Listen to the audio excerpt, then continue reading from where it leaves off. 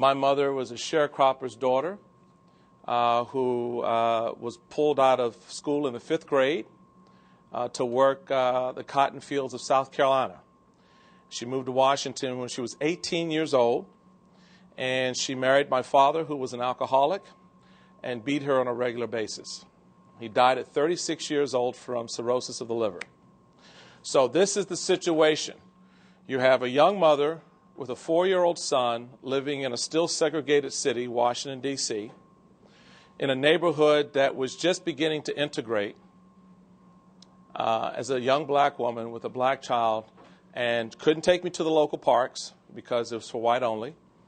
There were very few areas where she could shop because it was still for white only. Safeway, for example. All right? Husband's just died. She's got this situation. What does she do? So what did the statistics say about me, my family, my mother, my situation? What do you think it says? I won't be able to survive. What else do you think it says? Not going to make it. Anything else? Nothing going on for that family. Go to jail or die. It's my options. In fact, I remember certain people saying that to my mother years later. So that's the backdrop. So what happened? What was the difference?